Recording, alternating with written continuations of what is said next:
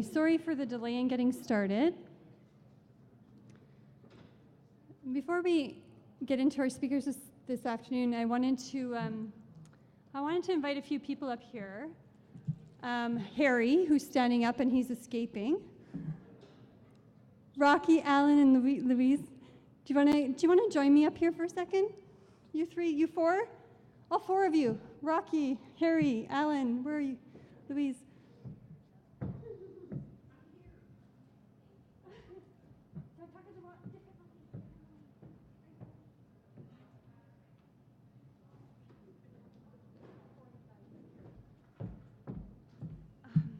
These amazing four people have spent the week with us, pretty much. Is Doreen here as well? Is Doreen here as well? I don't know. I'll get her later. So they've been here all week with us, spending time and being supports and helping us hold the space and giving me encouraging words. I really appreciate it. And I just wanted to give a gift to each of you for being here. I know it's not much, but at least to kind of recognize your time with us. So, yes. Oh, Sky Blue, come. So I'm going to start with Harry. Harry, I have a gift for you here. This picture just made me think of the treaty. Okay. So I wanted to present that to you and say thank you so much for being here with us. Thank you. Hi.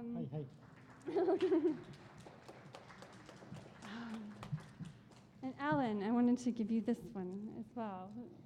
I thought it shows the unity in us as people. I thought so. I wanted to give you that. Thank you for so much. All right.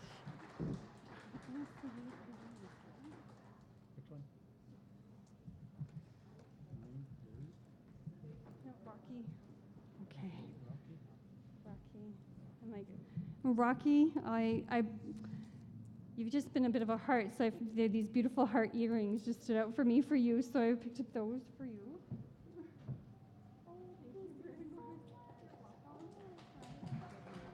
And it's Louise, right? Teresa, what? That Teresa Bull, yes. Teresa Bull, I have this small gift for you as well from us.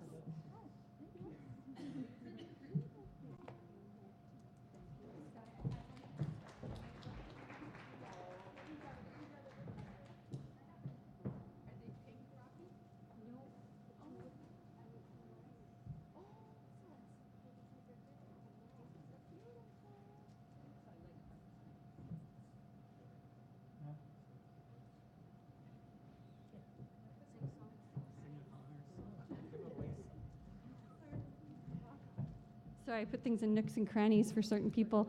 And Sky Blue, you've come all the way from Calgary as well, and have been such a supporter on Facebook with us as well. So I thank you so much for coming as well.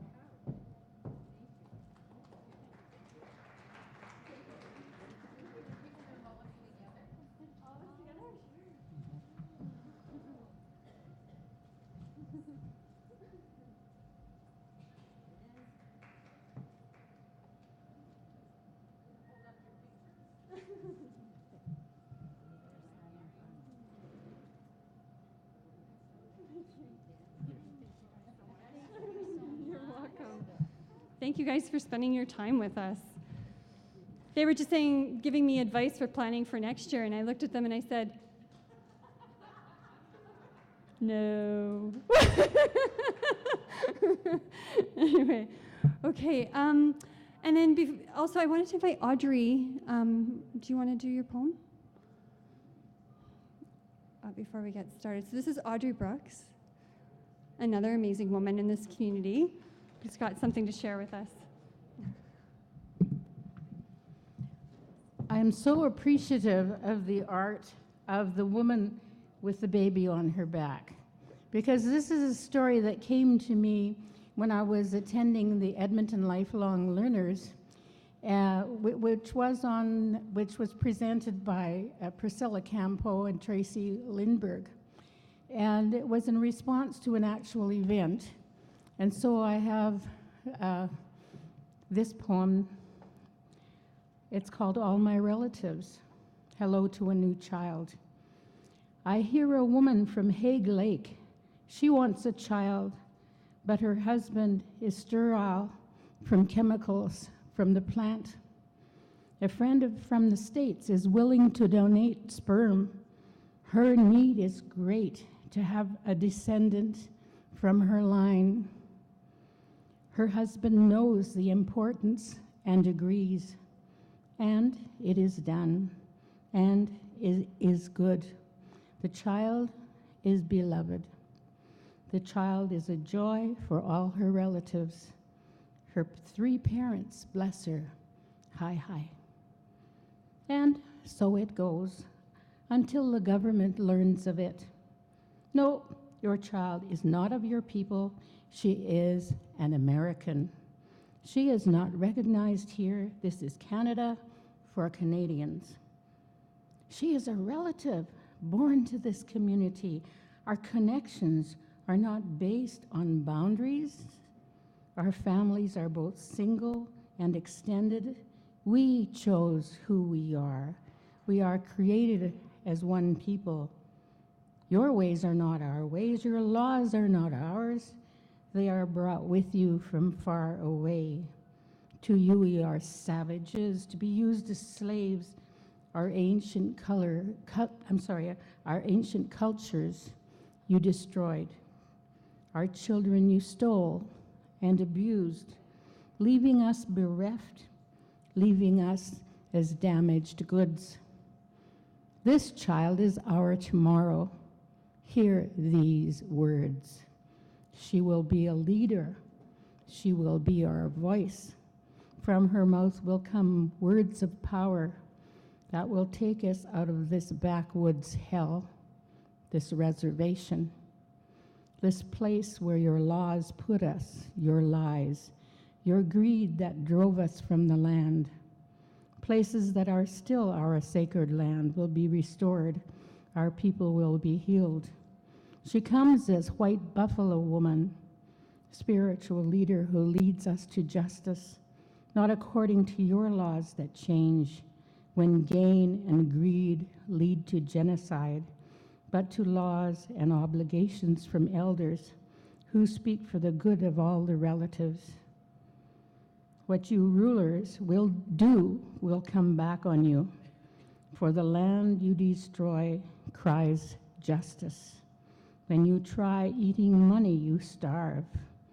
When this is learned, we will talk. The land and the people are relations. We live together, we die together. Yes, our daughter is like the sustaining earth. She is the holder of sacred promises, the child who comes with a new song that draws the spirits of ancestors home.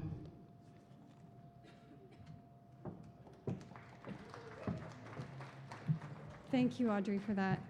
So I just have a couple more thank yous that I want to get out of the way, because I know once we have Sarah and we have some closing fun stuff for you guys. But I wanted to ask Carrie Malloy to come up for a minute as well. Carrie Malloy, as many of you may not know, but she worked at the John Harper Center for 10 years with me and has been brilliant. And she was always our mother. She was always our protector. And Erin has these chakras that I wanted to present you a small gift as well. Thank you. And then finally, I wanted to just recognize a few other people and thank them for their commitment to being here. I wanted to ask my board members, Joan Cowling, Lou Yanu, Christine Rapp, who's our special advisor, Rania El Shakari is here as well. Where are you, Rania? Rania. Anyway, these amazing people have spent their week with us, and Norm MacLeod as well, and I really appreciate and honor that you've been here with us. It's meant a lot, so thank you very much, and for being our guide in this journey. And I finally also want to recognize the staff, because I haven't really, they've been running around all week and so busy, and I just want to recognize them. We have Nexi Alarcon up here, who's like our marketing and sponsorship. She's brilliant, and she's the designer of the logo that's on the t-shirts and everything that we have, and the designer of all our stuff. She's brilliant. And Nexie, please wave. I love you. Oh, come on. You guys met Megan earlier in the week, but Megan, raise your hand. Megan is our creative lead at JHC. We are an artistic organization because of this woman. Rhonda, where are you? Rhonda, there she is. Rhonda is our grant writer, but she's also so much more, helping manage all the workshops and details. Rhonda, thank you so much for everything, for making this event what it is as well. Ramona, where's Ramona? Ramona right here. Ramona's always the quiet one that hangs in the background, but she holds us together. Ramona is our finance person in the office and keeps us in track. And Ramona, thank you for everything that you've done as well. Angelica's hiding. Angelica Quesada, I recognize her, is Carrie used to be my rock at JHC. I think Angelica's my replacement now. But Angelica is our evaluation lead and research lead at JHC, and she's a rock star and love her so much. And she helps facilitate and coordinate writing relations as well, so a big thank you to her. And Tisha and Dave, you met this morning, which was great. So I just wanted to acknowledge those people, because I think planning this conference has not been easy. We've been doing it for quite a while, and we kind of do it on the side of our desk because there's never funding for stuff like this normally. Chelsea, where are you? I acknowledged Chelsea this morning. Yeah, so you all met Chelsea as well this morning when we showed the reconciliation video, so huge thank you. So with that, we're just going to move into our keynote speaker, Sarah Curtis, today. I am beyond excited about having Sarah here because she's come all the way from in the U.S. I don't even want to call it the U.S. though. It's just doesn't seem right. And we discovered Sarah through some articles and that we had read online, and her perspective seemed like rock star. And we were really excited that you accepted our request to come here. And with that, I'll pass it over to you, but I got to get your PowerPoint up. We can't see that, darn it. Oh my goodness, so much stuff open. That's the right one, right? We are not invisible. And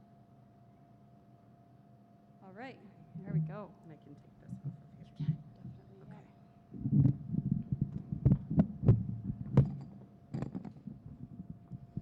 Abuju in the Noe Maganadog, Sarah Curtis Indigenous Kanjanganashimon, Kuitayashik Indigo, Megizin Indudem, Nagachi Wanong and Dunjaba.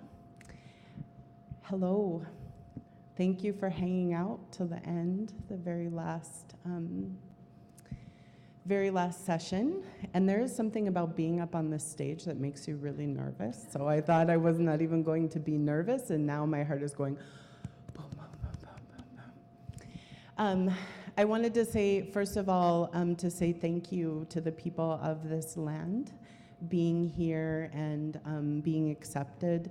I know my mother was very nervous about me coming this far away to Canada without being close to family, and what I really feel here is that I did find family. And so I appreciate how many people have spent time in community with me, conversations with me, beautiful earrings and paintings and bracelets and all of those things that have come from here. So I deeply appreciate being welcomed here, and I felt like, I felt a sense of home in this land. And so thank you for that. And humbly, I want to share with you today some things that I know. I think it's, the word expert is really difficult word for me to attach to myself, because I feel like in the community, we all know something. We all know something. And so what I hope today is to just share what I know so you know it. And that if you have things to share too, that you can share those with us. And also recognizing what I'm going to be speaking about today can be very difficult. And so please, if you do what you need to do to take care of yourself, during this space, and that no, whatever you need to do, I will not be offended if you even need to leave this space. So that do what you do to take care of yourself. So what I'm going to talk today about is commercial sexual exploitation. I'm going to speak specifically about Indigenous women and the viewpoint of working with survivors in my own community. And so I know when we're talking about sex trafficking, commercial sexual exploitation, that there are a lot of layers, there are a lot of lines in this web with communities, with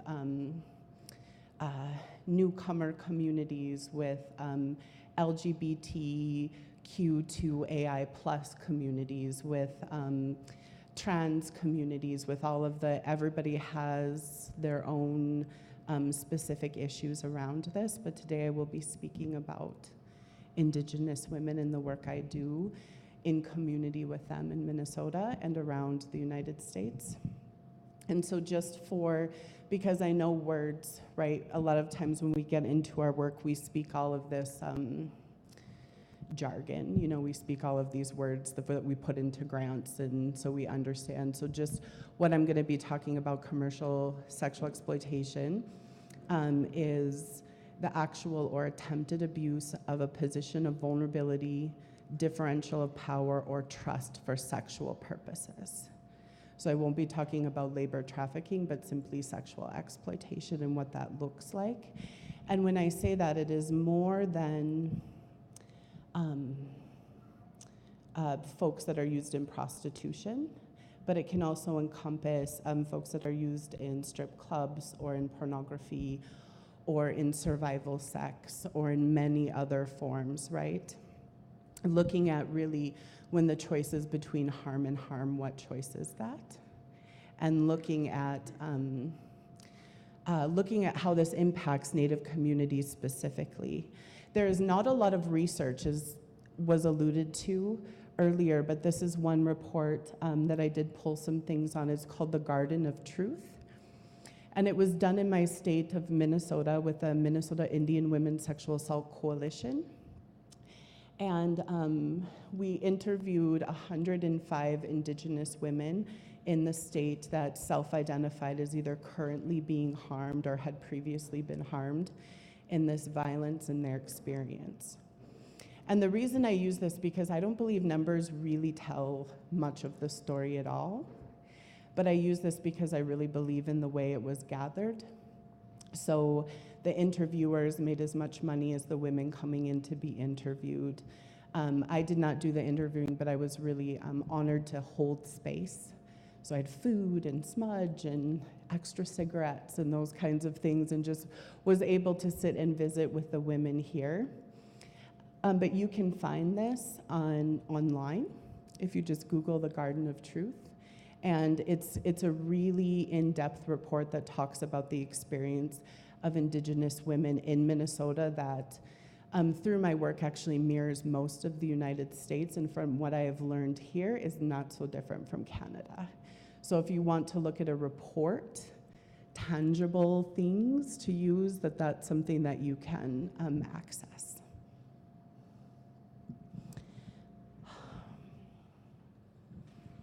And so the reason I decided to pull this slide specifically is I think, and I think I need to say this before I go on, is that the folks that I have been in community with, so I am these women and these women are me. These people are me, we're not different. We're in community. And these people, these women in this report and other folks, are not broken people. These are some of the most strong, badass, funny, loving human beings. And when we minimize them, sometimes to research and numbers like that, we forget that these are people. In this report, instead of dehumanizing these women by giving them a number, so if you know how research is done, it'll be like, this is that interview from R122, to pull for their privacy.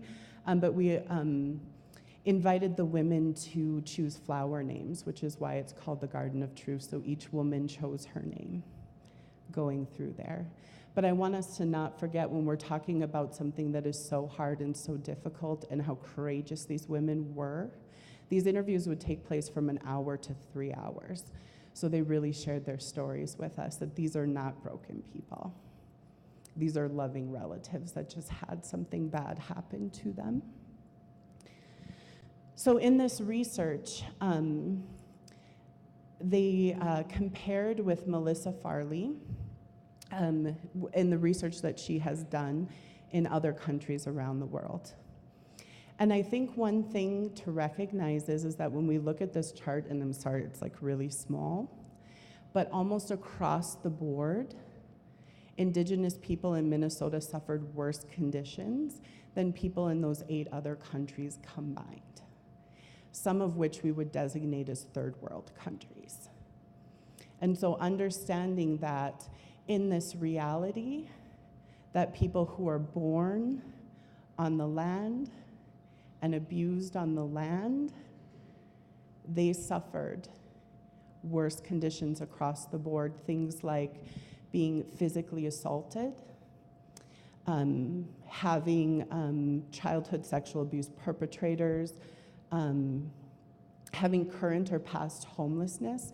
When Melissa Farley, again, who has done this all over the world, looked at this report, that is one thing she could not stop talking about, is that she had never seen 98% of the women who identified either currently or had been homeless. And it's a strange dichotomy to me, right? Homeless on our own land. We have no home in our homelands, and we're being targeted. That always hits me extra deep, because this is where we're from, my attachment to the land and my community. Yes, it is all swampland, but it's my swampland at home, and I love it very much, but understanding that part of what is happening is not how bad they are, not how many things happen to them. All of those things, turns out they're not the ones that are screwed up. What is screwed up is that Indigenous people don't have a home on their homeland, and harm is happening to them because of it. So why are Indigenous women and Indigenous people targeted for this crime? So one time I was doing a panel, and I was on there with a police officer, which was weird, but okay, I've done weirder things than that. And so we're sitting on this panel, and he's talking, and he's been like elevated as a police officer with a heart, someone who cares in the community, and those people are out there, I believe that. Have not met too many of them, but I believe that they can exist, right? And he goes, so someone asked me this very same question, so why Native people, Sarah? I was like, and of course he spoke before me, and he said, it's because they're so beautiful. It's because Native women are so beautiful, that's why they're targeted. I was like, well, yeah, we are pretty good looking, I will admit. But it is not why, right? It's not why. We have to really speak the truth of why. We have to talk about the policies that were intentionally enacted to erode our communities. That's why. We know that women are the center and the heart of everything we do. You know that saying, if mama ain't happy, ain't nobody happy? I don't know if that's an American saying or not, so you'll have to forgive me. But I think about in my home, when we have like a birthday party or like a family dinner or something, and someone says something that makes my mom mad, and she just sits down quietly at the table, then everyone's like, oh my God, here, Mom, let me get you some coffee. Mom, do you need anything? Because we can feel that energy of the center of our home, our matriarch of our family, my mother, and we want to make sure she's okay. We want to make sure she's happy because it's hard for us to feel happy if my mom isn't. And so looking at our community, colonizers and people understood that women were the center, were the heartbeat, right? And so to target our women was an intentional act of war in our communities. I don't mean to sound dramatic, but there's no other way I can say it. And we actually have to say that. We have to talk about the why. We have to talk about all of the policies. I come from a relocated family. My tribal community is in Minnesota, where we live now. But my mom was born in Southern California. And there was an act to get the Native people off the reservations into cities to work, right? Away from their homelands. My mom was in foster care most of her life, disconnected from the communities. That was not by chance. That was by intention. That was by intention. People thought about that and then they did it. And so when we ask why Indigenous women are targeted at such high rates, that's why. And also the racism that comes into play as well. So often, and we'll go through an exercise in a little bit, when we think about someone who is trafficked, right? A lot of people will tell me, I really hate this movie. I've never even seen it, but I hate it. They'll say, have you seen Taken 1, 2, and 3? Like that movie, right, where there's this dad and his daughter's kidnapped, and then he busts heads across the world to go grab her and find her, and she's alone and she's on the phone, and it's very dramatic. And yes, that can happen, but the reality is it gives us a very small narrative. So then my sisters who are surviving out there, my sisters who are surviving by being loud, my sisters who are surviving by being mouthy, sassy, Indigenous women, then we go, oh, those Indians, they're like that. Oh, they're that way. Oh, well, they don't know any better. Maybe if someone went to college, right? Sometimes I get called, people will say, oh, you sound so smart. How did you get where you are? I'm from my grandma's. That's how, not from school, from my grandma's, right? But when we do that and we think just because someone does not present themselves as afraid and alone and scared, and they might use curse words, which I will try not to use on the stage, and be in your face and loud and be like, you don't know me, you don't know who I am, right? We have created a line about who is worthy of our help and who is not. Who is okay, who is a good victim, and who is not.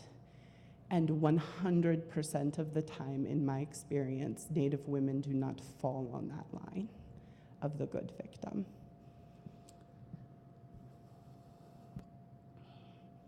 So what I wanted to do, and the next 3 slides are going to contain strong imagery that I do not want to surprise you with.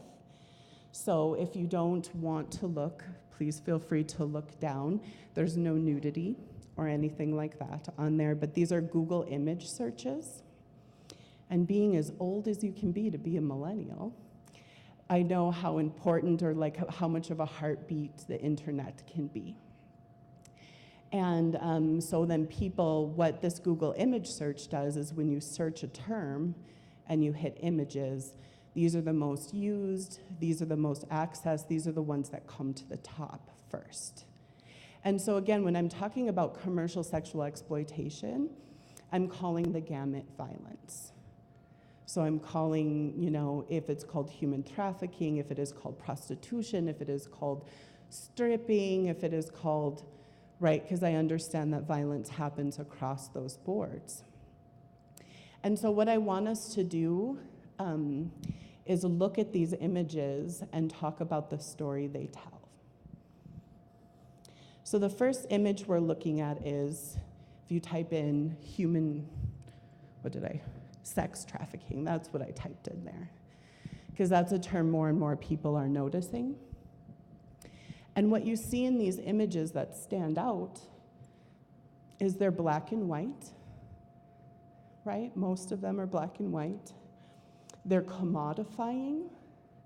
So it's telling that story. You'll see lots of women with barcodes on them.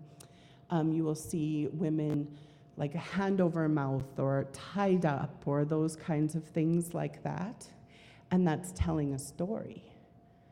So we as communities here and globally, we recognize sex trafficking as crime, right? When we look at these images too, predominantly they are of young women or children. They are of white women a lot of the time.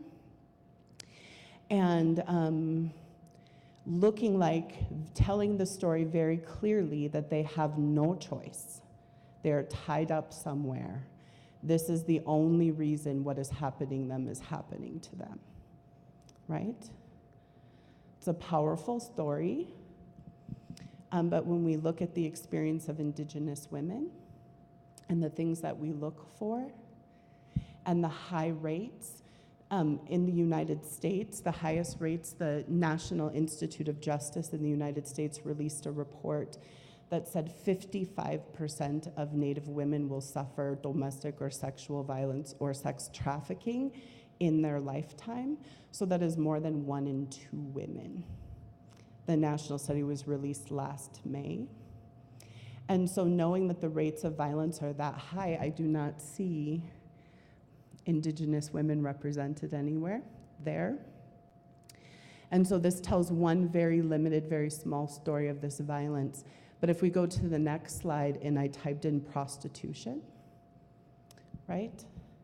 Which we know sex trafficking in its definition globally is actually a really difficult thing to prove. And so many of our women get put into, well, she is just a prostitute, right? Not being able to fit that definition. But if you look at these images, they're very sexual. You don't see a woman's whole body or her face on these pictures, right? This Google image search, lots of high heels, lots of legs, lots of red lights, dark alleys, those kinds of things that make it seem seedy, make it seem dirty, and quite frankly, make it seem a little bit sexy, right? And understanding that so many of our Indigenous women are put into this category. And so then when we're talking about our systems people and even members in our community, and they don't fit any kind of definition for sex trafficking and they put in here, a lot of times that's what people think of, that pretty woman, I do what I want kind of thing. And then even a little bit deeper, if we look at strip clubs, that we know many of the women that I have worked with, I think of one woman in particular who told me a story about coming into the city, being tricked with the allure of making a lot of money, right? Not knowing what it entails.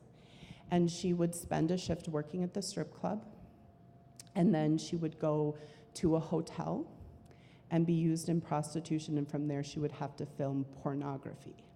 So right in that one story, it was very linked, and it was this woman's everyday. But I'm sure here, I guess maybe I should have done a little bit more research on what is legal and what is not in Canada, but strip clubs are as American as apple pie. They are everywhere. They're everywhere. And in fact, it is almost considered a rite of passage. When a man turns 18 or he's going to get married or something, go on out to the strip club, right? But we know that Indigenous women are being brought in. We know it's not just in the city. We know that in small rural communities that will have, you'll drive through northern Minnesota, there'll be a town with one bar, like a gas station, 400 people. But during hunting and fishing season, people go up north to hunt. That's where everyone travels, and those small clubs turn into strip clubs and other places like that, on ice houses where land of 10,000 lakes, ice fishing, people come from all over the place to go ice fishing. And those things happen there. But when we look at the imagery for strip clubs, again, it looks very sexy. It looks very fun. It looks like people always have intention to be there. It's colorful. It's a little scandalous, but maybe not as back alley as prostitution. And so people then are conditioned to no longer see the harm. So what does that tell us when we look at those things? How far removed is that little girl with a barcode on her head and her hands tied from someone who is being used in a strip club in our minds? I can tell you I was guilty of it. I've worked with survivors for a really long time, and I used to tell myself, well, she's just doing whatever she has to do to survive. I will not judge her. Ugh. I was judging her. That is what I was doing, right? I was putting my morals onto the situation and not recognizing it for what it was. And so we really need to challenge that narrative. My language that I use is, you will never, except for right now, you will never hear me use stripper, prostitute, porn star. You will never hear me use that kind of terminology, because to me, that makes someone have to accept their violence, be part of their violence. Instead, I will say someone used in stripping, someone used in pornography, someone used in prostitution, right? Something happening to them, instead of them being responsible for that violence. Because really understanding, again, where does it come from? Even if, someone is saying that they have made their choice, then why is it a choice that is available to them? It makes me really upset to think that there are people in this world that think, okay, what am I gonna do tonight? Kind of bored. Oh, I'll go buy somebody. I'll go put an ad on Craigslist, which I went on Edmonton Craigslist casual encounters while I was here. It's a weird hobby that I have when I travel and even at home, and I go report all of the ones. It's a weird hobby, I know, but it is something that I do. And I looked on Edmonton Craigslist casual encounters, and there were things like, what will you do for $60? Generous man, $200. Come to my hotel. So it is very even more blatant than it is in the States. In the States, they'll just say, a generous man looking for a date. And then it gets even worse and more deep, and it was reflected in the Garden of Truth report that these women could eloquently connect colonization to their abuse, where they would have purchasers. I don't call them Johns because I know too many very nice men named John, but purchasers, fetishizing them, calling them Pocahontas and John Smith, wanting that, calling them savages, saying things like, I thought I killed you all, so I guess I didn't, so now I won't use the language, but you can imagine.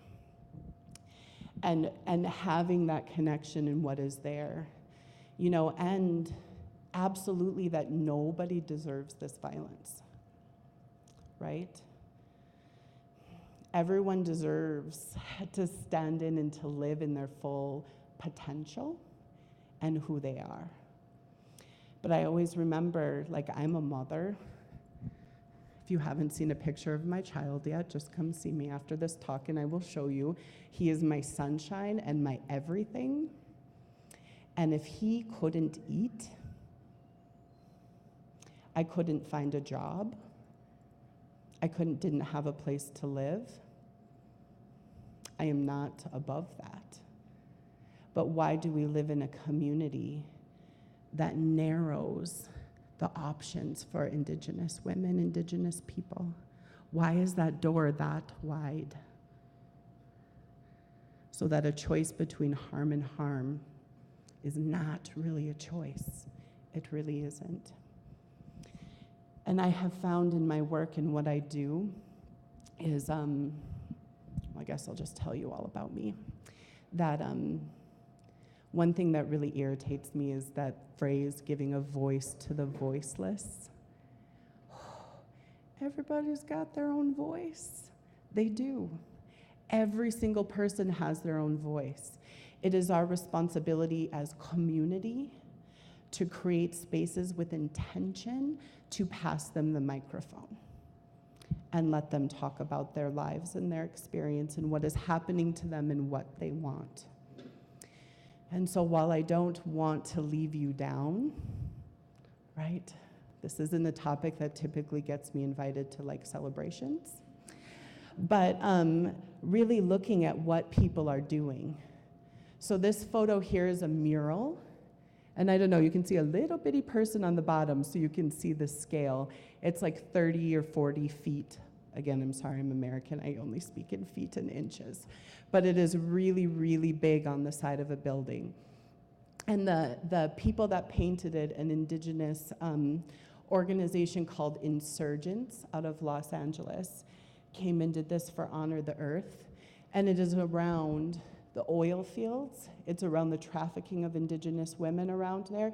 And it's about our own self-determination. And when I pulled a piece of the statement he wrote to this too, is that people are moving.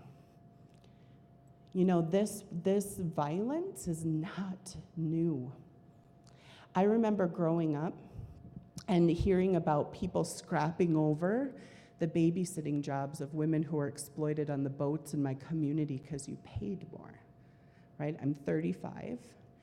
But then again, speaking to a grandmother who was talking about being used in this 60 years ago. Now, this is not new. If you read Sarah Deer's The Beginning and End of Rape, which is a very good book, I don't recommend reading it in one sitting, but she talks about, you know, the first trafficking of Indigenous people in the United States being 1492. And the connection and the letters and the stuff like people brought over by that man who bumped his boat into our shore, brought over people to give to the queen from there. So it is not old, but people are starting resisting and moving and going forward. And this man that wrote that or made this mural talks about corralled into areas deemed unfit for human survival, we overcame harsh conditions and thrived. The threat of our existence as a people has metastasized much like an autoimmune disease. Post-colonialism has outgrown its life-threatening behavior to the point that its own life is under threat. Indigenous people grabbing up their self-determination. Folks being harmed in this way, speaking their own voices and making their own movement. And I really believe that the most movement that can happen, the biggest change that can happen around this is when we come together as a community, because we can move so much more quickly with so much more love and with so much more spirit than our government or our organizations can ever do, ever. Because these are our relatives. This is our heartbeat. And I'm not only speaking to other Indigenous women, turns out by being on this land with us, you are just as culpable for that as we are. You are just as culpable. It cannot be on the shoulders of the oppressed to solve their own oppression. So this is Sarah Deer at a rally, and a very good friend of mine who is also a survivor says that when we begin to truly confront oppression in all its forms, we find these linkages throughout our lives, but these harms do not define us. I never in a million years want someone to say, oh, you know that rape survivor, Sarah Curtis? No, that's not who I am. That is something that happened to me that's like a paragraph in my story, but it is not me. And so when we're looking as coming together as community, we are looking to support, we are looking to change our environment so that everyone is safe, so that everyone has choices and have movement. We must remember this does not define them.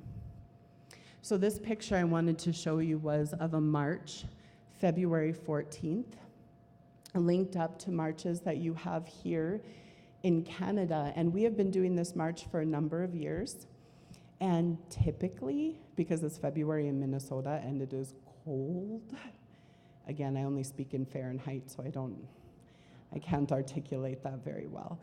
But we would get 30 people, maybe.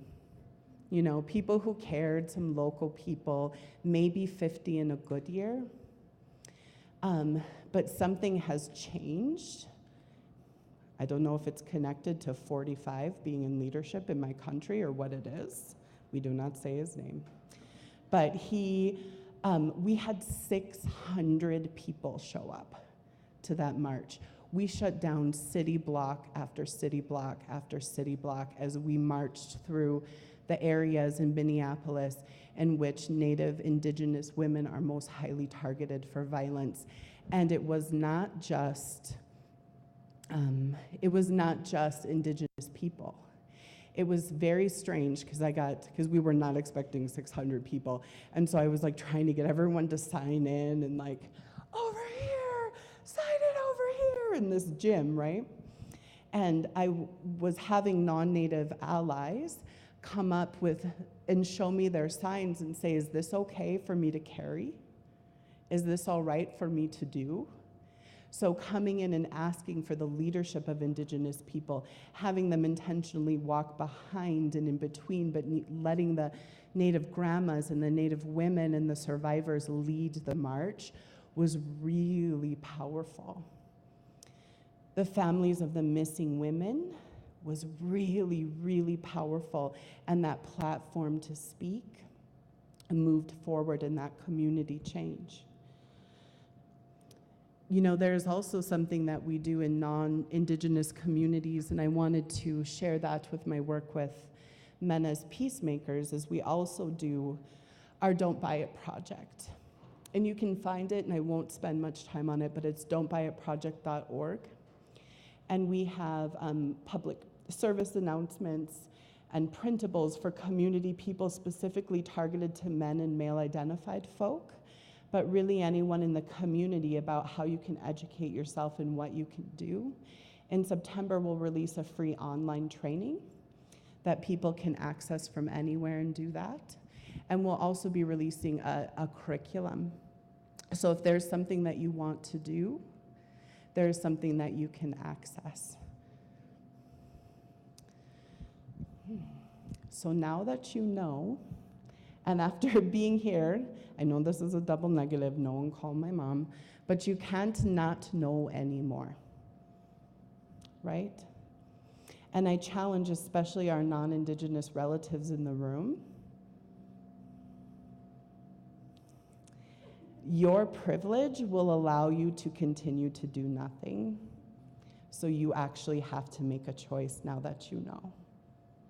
You have to decide to follow the leadership of Indigenous people of this land and honor them and honor survivors of this violence in a good way. I'm just going to tell you, you have to. I will not give you a choice. I have an expectation of you. I do. I have an expectation of you that you will stand with Indigenous people here.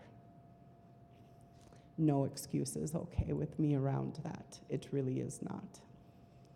And for our Indigenous relatives too, there's a lot of shame with these people coming home. I really hate public crying, but this hits me. So one of the women in the interview for Garden of Truth talked about her shame she felt so deeply that she went home and she cut up her eagle feathers because she didn't feel like she deserved them anymore.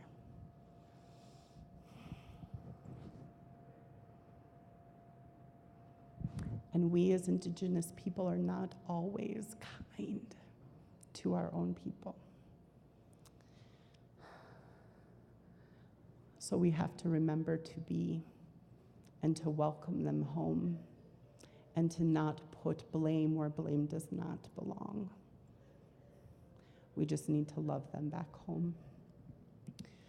Yeah. And again, if you aren't of the Indigenous community, find where your privilege lies. So my partner is Chimukaman, or he's a white guy. He's a big white guy. He's like a foot taller than me. He's like 350 pounds. He's a war veteran. He's ex-military. He's a very kind-hearted man, which is why I married him. But sometimes I will come home from work hot, right? When I'll learn something and I'll just get into the room and I'll just, I can't, this is so screwed up. I can't believe this is how, can you believe this is blah, blah, blah, blah, blah, blah, blah, blah. And thinking, he's being a good partner. He's like, get you some coffee, not really thinking maybe he was listening to me, just supporting me in my energy. And then one day I was at work and I got a cell phone call from him, which is weird because he never uses that thing. And he calls me and he's like, hey, babe, I need some of those statistics. And so I don't know if you have it here, but we have it was fantasy football league where grown men pick their own football teams. So I thought that's what he was calling me about. So I got on my computer. I was like, okay, what do you need? And he said, strip clubs where people think people want to be there, but they might have been tricked into being there. They could, even if they're not, it's not good for their spirit, some of that stuff. And I was like, what? Okay. And I texted him some stuff and forgot about it. And I had no idea that night he was going to a bachelor party. I don't control him, I just knew he was going out. And he talked to that group of men that he worked with in the factory, men who, when I go to the company picnic, don't come anywhere near me because they're pretty sure I'm a man-eating feminazi that hates all men in the world, right? Because they all know what I do for work. And so they would never hear a word that came out of my mouth. But he talked to them with what he had learned, convinced them all to go to a sports bar. They still had a great time, played darts, ate chicken wings, enjoyed themselves, but in a way that did not harm anyone. So it turns out you don't have to be a sign-carrying, front of the line, yelling activist to create change. Turns out you can do it in your own way. And remember, I told you you have to. So I wanted to end with a quote from one of the women from Garden of Truth, and I think she says it more than I ever could, better than I ever could. Women like myself need someone they feel they can trust without being judged by how they lived their life. We didn't wake up to choose to become a whore or a hooker or a hoe, as they call us. We need someone to understand where we came from and how we lived, and that half of us were raped, beat, and made to sell our bodies. We need people with hearts. So I challenge us today, relatives, that when we leave here and we go out, that we continue to be these people with hearts. Miigwech, Bizendawig.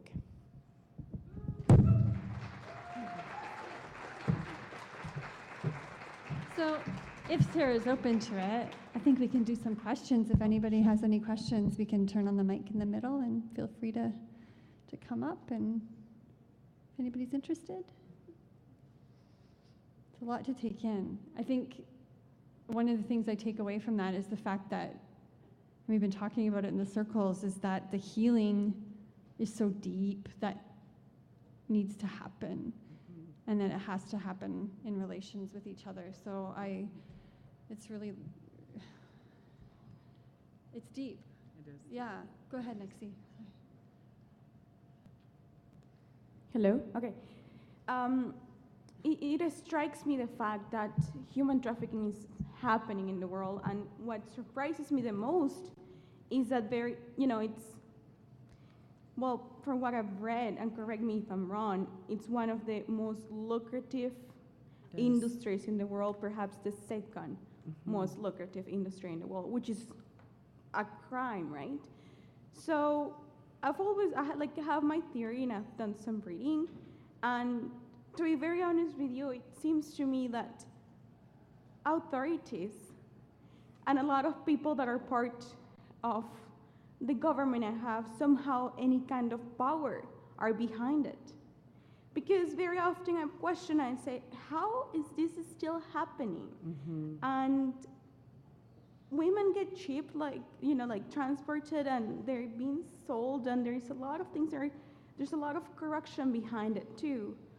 So what do you do to stand against the big, to stand against the power to protect women?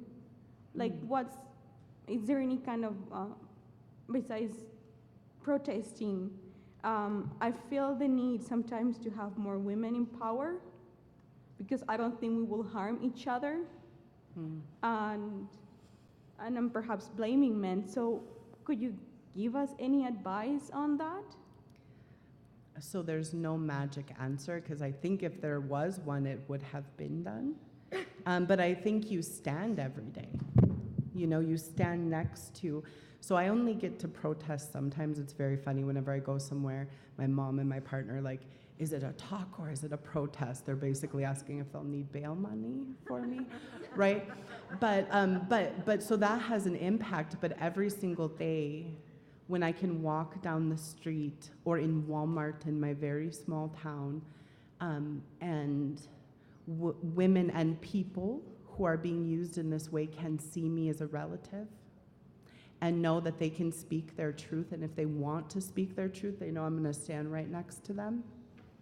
I'm going to tell people what they say is true without the but and the and the well maybe, or they think of it this way. Their truth is their truth. And I think we just continue to keep standing and again challenging those narratives. So in my home community, there's a woman I care about very deeply that has been missing for 2 years. And when she went missing, I'm trying to crush this cup in my hands, but when she went missing, it said, missing woman, vulnerable on the newspaper, right? And you know what they had in the paper for her? Her mugshot. That was the picture. And I challenged that, because it's like, if this was a white woman, it would be her Facebook profile picture of her hugging her dog on the front of this page. That never would have happened. And got it changed because in the States, typically when there's a missing person, the Bureau of Criminal Apprehension, or the BCA, puts like our driver's license picture up. And that is what should have happened every time, but there was an intentional choice to put this woman who was missing her mugshot on the front page. And so also, not only standing next to people physically, but challenging those kinds of things as well. Hi, Sarah. My name's Janice. I'm a vendor here today. I'm a part-time student at McEwen, taking business management. And you're the second Aboriginal woman I've heard share your story. I was at a women's conference for the government of Alberta 2 years ago, and there was a lady speaking, sharing her story, how difficult it was for her to get out of the community and get a job and be supportive. And I just wanted to tell you, I appreciate you sharing your story. It was very enlightening to me, educational, and I'm also a rape survivor. But I like what you said today. That's a page out of a book. It's not who you are, and you're right about that. And I'm going to do all I can to endeavor to find out more, because this really touched me today. I just want to let you know that. Good, Janice, and I hope with business management that you learn and you do something with that money that comes into businesses around supporting places like this, because there is, in your privilege and power in those positions, there are things that you can do. Yes, I'd like to suggest something for this young lady here, and that is elect women politicians. Yes, and not harass them and challenge them to stand up too, because just because we share solidarity as women does not mean we always support each other as women as well. Hi, I have a little bit of a tricky question to ask. When you're working with someone who has experienced exploitation or trafficking, do you help them find alternative ways of potentially helping their families financially or serving themselves, and kind of what does that look like and where do you go? So again, I'm from the States, so locally, and if anyone sees her after, if you want to give her local information or have it on the microphone. But I think the most important thing is to just listen to what she wants, right? Because we're not here, you know, I tell people, like, I'm not Indian Jesus. Like, I'm not here to save somebody, but what I am here for is to stand and support. And so what are they ready for right now, and what do they want? Because one of the worst things that we can do is take our lens and, like, you know, well, this worked for me, and now look at how healed I am, and look at how, and so that translates to everyone. And there are people on multiple stages of their journey, and so you almost can never go wrong if you really listen and hear what people are asking for from you.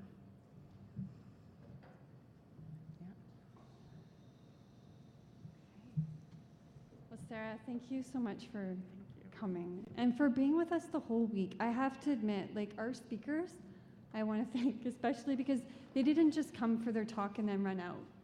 The majority of them, Phelim, yourself, Andy's here today, Ingrid stayed as long as she could. She was feeling ill, but you guys were here with us, and I think that speaks so much about who you are and your commitment, so thank you so much. Yes, thank you for inviting me.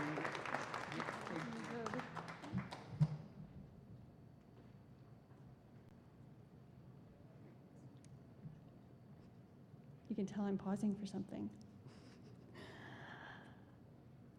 So, as I'm waiting for a cue, I wanted to thank and just announce to the Canadian Human Rights Commission. The Canadian Human Rights Commission has not only supported us to this event, but they have a great symposium coming up at the end of September in Ottawa. So I encourage you to check out things there.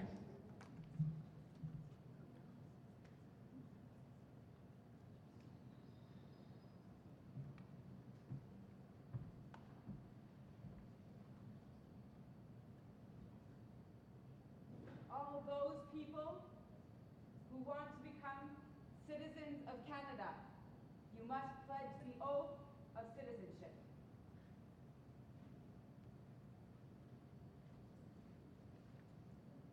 Stand here in a line.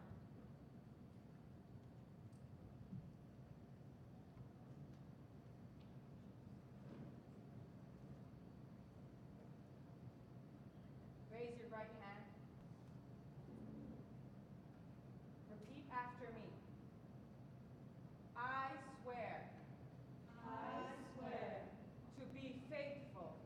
To be faithful. And bear true allegiance. And bear true allegiance. To Her Majesty, Queen Elizabeth II, Queen of Canada.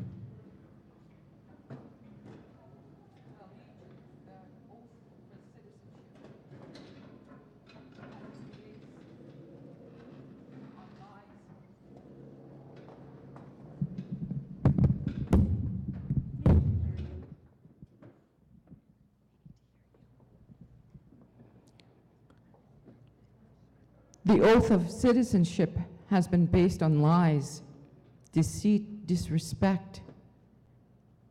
I ask that you make an oath from your heart, something that represents your heart. Please join us if you want. The words are on the screen. We commit to protect, respect, and honor Mother Earth and the natural laws of the Creator, that we will be respectful and bear true covenant to the first peoples of this land. We will seek their guidance and place the grandmothers at the center of the circle of humanity and wisdom. I fully acknowledge that I am stepping into covenant as a treaty person of Turtle Island. I accept my responsibilities to steward the land and waters and ensure there is enough for all of life and for generations to come.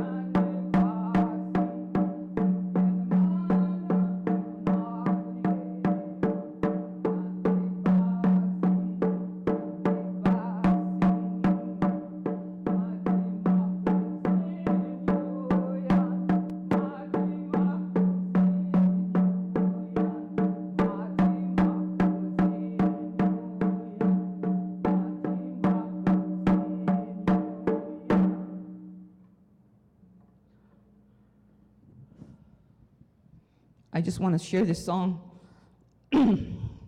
This song says, let's leave before it's too late. We were given a deal, and those deals were bad. I can't sleep now. I can't sleep now. Because of the deals that were made. Maji moccasin, I can't wear those shoes anymore. My moccasins. The way that I used to. So our songs have history in them. They tell stories. And this is what was given to us. There was bad deals made. Now I can't sleep, I can't sleep. And I'm wearing those shoes. They're not the shoes that I was intended to wear. So I went into the theater to go and see what was going on there. And somehow I got involved in. So I said, I have a song for that. And it was how those bad deals were made, those treaties that weren't honored. You know, how they promised us copper and guns for our land and our waters. And so we have this song that I sang. This is the first time I've ever sung it in public. And we have songs that carry history, a song from 1674 that talked about how those people came onto our lands. So our history is also in the songs. And they talk about how they came to the lands again and made those deals, and how they tried to give us just copper and guns for our lands, but we never gave them up. So I'm very proud of the theater group here that I just stumbled upon and was part of. So I thank you all, and I thank you for listening, and hopefully, something will resonate in you. Hopefully you'll say something to some of our injustices that happen to us as an Indigenous person on a daily basis. Miigwech.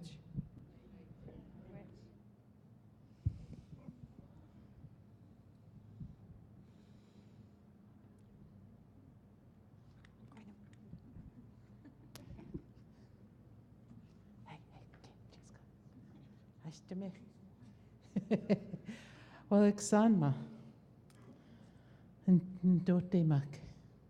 Iksanma igwahi sipuitiak. How kishe manitu. Gakyo gisikawak.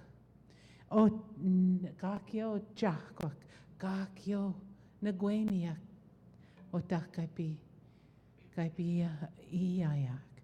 To every one of your spirits and your spirit helpers, your ancestors that walk with you, we are all together. As we make our way back to where we come from, ikuta kimyotagotiak, gakyo kimyopayak, otakai kaipi wichitasuak, otakai otingiak. Here where we've come, here where we've taken what we need to fill us up, to guide us in the work. Ikuti kaitoti kaikiwik, ikuta kimyotagotik. Kanaskama kashe manitu mantu kusan mantu squel.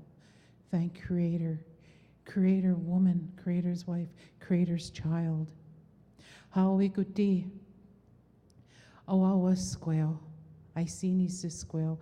The woman, the deity, that feminine energy, that life that comes, that instant, that growth, that the cellular, everything that is life. She is the feminine. She is that goddess, and she resides in between the highest parts of the Grasslands National Park over there. She is not far from us. So we also acknowledge the grandmother moon, that she looks after all of the waters and that pull between the earth and the moon and the sun.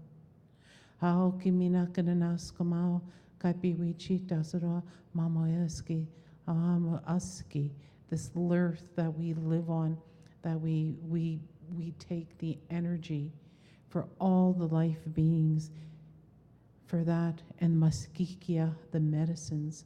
How nanaskama, how minaikutat now. Awan not to gwel wikwisqua, the sweetgrass woman. She has the capability to grant every one of our deepest wishes.